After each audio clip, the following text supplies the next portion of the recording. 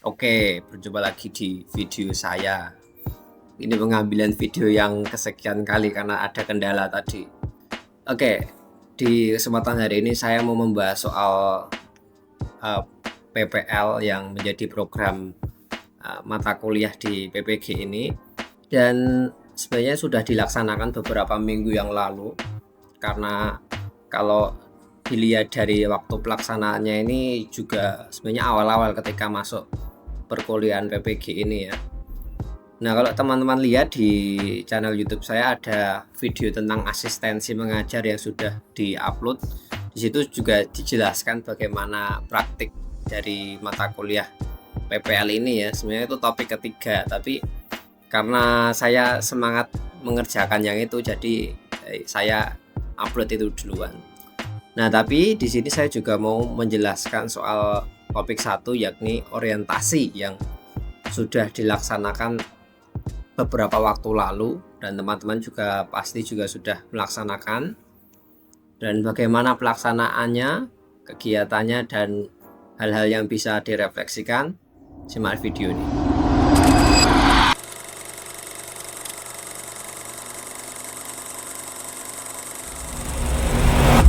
Oke, dari pengertiannya dulu ya. Seperti yang kita ketahui, kalau orientasi ini erat hubungannya dengan pengenalan suatu hal. Ini juga berarti sama dalam mata kuliah ini. Kalau di modul dijelaskan bahwa orientasi ini merupakan tahapan pertama PPL yang ditujukan untuk pembekalan mahasiswa sebelum melaksanakan kegiatan PPL di sekolah mitra.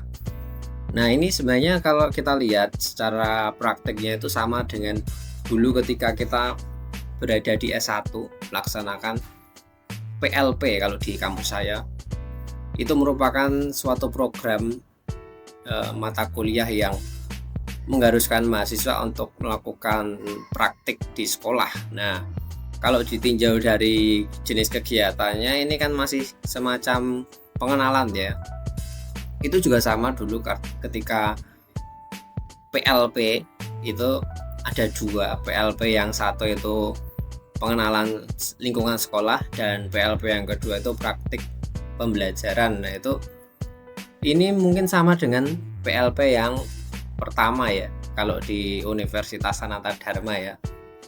Jadi kalau melihat dari program ini, sebenarnya kita ini diharuskan untuk mengenal bagaimana suatu PPL ini gimana gitu, sekolahnya bagaimana, lalu kegiatannya itu ngapain saja gitu ya.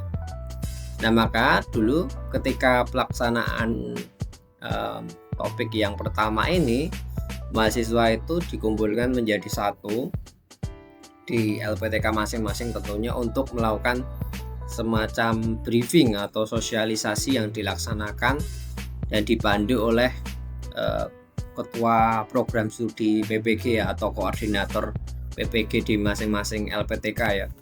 Di situ saya masih ingat, masih ada semacam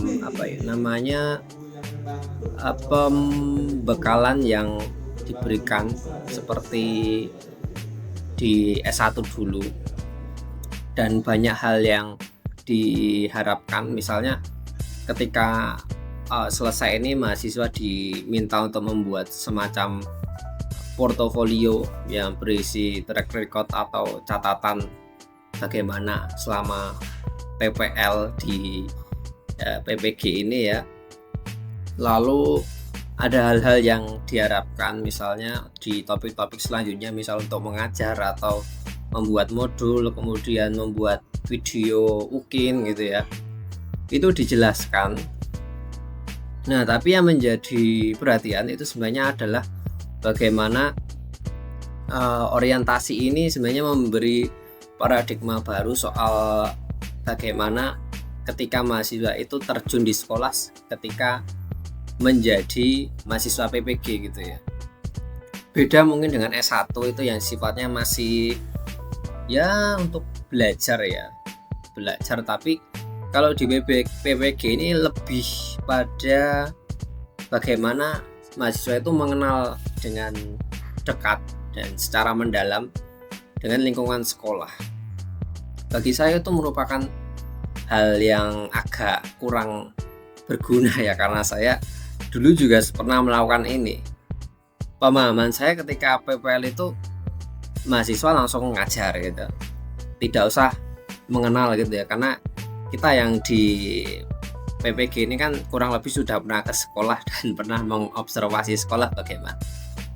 Tetapi mungkin yang diharapkan dari mata kuliah ini agar mahasiswa ini bisa punya hubungan dan pemahaman yang komprehensif soal sekolah tempat mereka akan mengajar gitu ya. Jadi walaupun ini terkesan agak membuang waktu, tapi juga penting untuk keberlangsungan program PPG ini.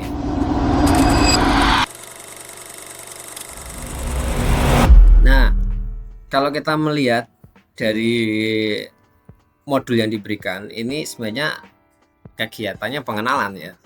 Tapi ini ada irisannya dengan topik yang kedua, yakni soal observasi. Kalau kita tinjau dari isinya, itu ada semacam tempat pengunggahan untuk hasil observasi ya, laporan hasil orientasi dan observasi manajemen sekolah. Nah, ini ada tugas observasi manajemen sekolah yang diharapkan diselesaikan di minggu pertama ya. Tapi kenyataannya tidak begitu karena situasi berbeda-beda. Nah, di sini kalau kita lihat itu ada semacam modul yang diberikan tugas dalam bentuk PDF, itu berisi lembar kerja. Di sini ada semacam capaian atau aspek yang ingin dicari itu apa saja, seperti visi misi, struktur, tata tertib, dan sarana prasarana. Ini diharapkan mahasiswa mencari itu melalui kegiatan observasi ataupun wawancara begitu ya. Lalu juga ada observasi manajemen sekolah yang meliputi manajemen kesiswaan, kurikulum, sumber daya manusia, sarana dan prasarana, anggaran, sistem informasi, dan ke tata laksanaan ya. Itu diminta untuk mencari ketujuan itu.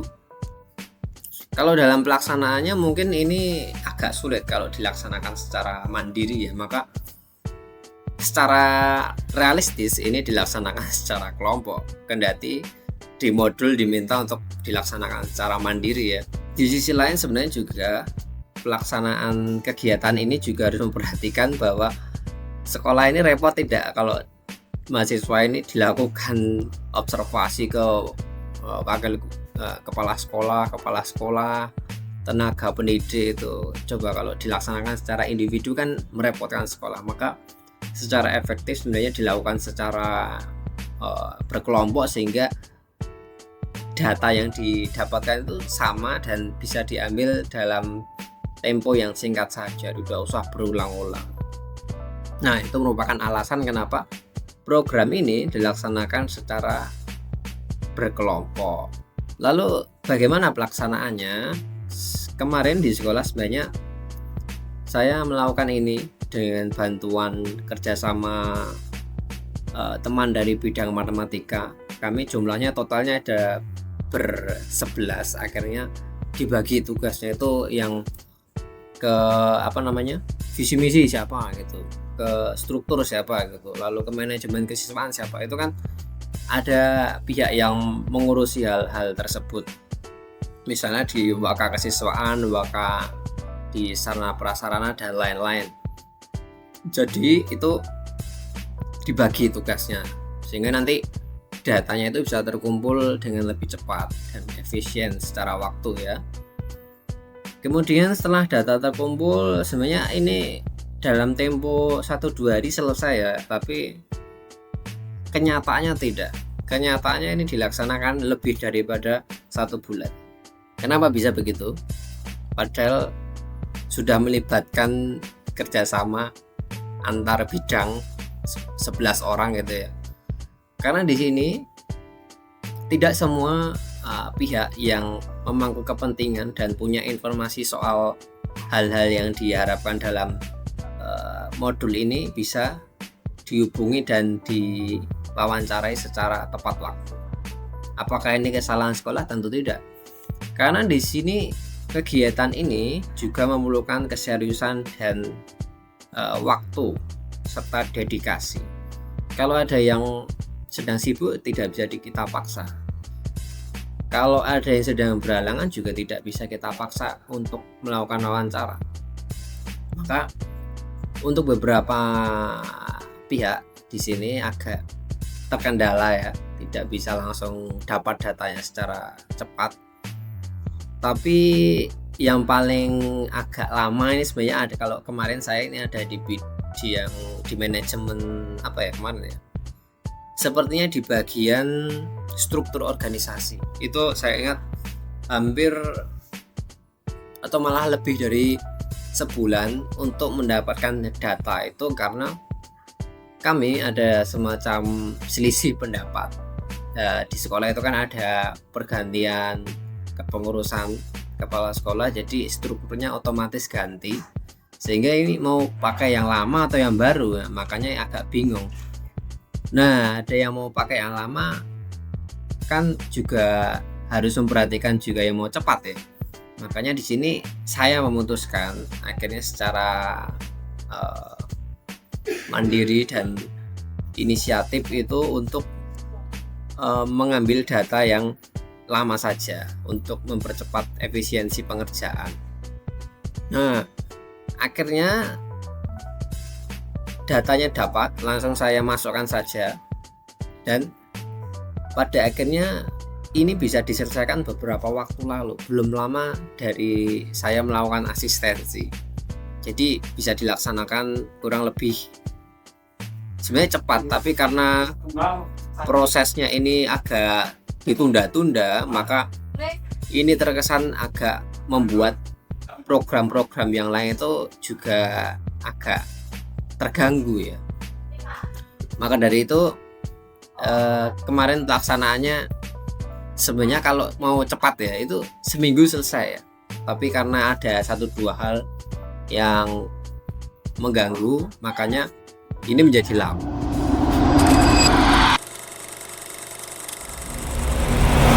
Nah, apa yang bisa diambil dari program ini, terutama di topik 1 orientasi ini, adalah soal bagaimana untuk mengambil inisiatif terkait program yang sedang kita jalani. Di sini kalau mau lebih realistis ya, sebenarnya kita itu tidak usah untuk terlalu tergantung oleh kelompok ya, karena kelompok itu belum tentu punya jalan pikiran yang sama dengan kita sendiri sebagai individu. Maka di sini walaupun tugasnya dikerjakan secara kelompok, kita punya tujuan atau capaian yang ingin dilaksanakan segera itu kapan gitu ya. Nah, kalau melihat dari pelaksananya, kalau di sini mungkin diharapkan hanya seminggu 2 minggu, tapi realisasinya 1 bulan lebih, itu kan agak melenceng jauh, sehingga topik-topik selanjutnya yang bisa dilaksanakan setelah topik ini malah menjadi terkendala. Sehingga dari kisah saya ini diharapkan teman-teman bisa untuk lebih bisa inisiatif dan tepat waktu dalam mengerjakan suatu tugas gitu ya. Kurang lebih begitu. Terima kasih sudah menonton.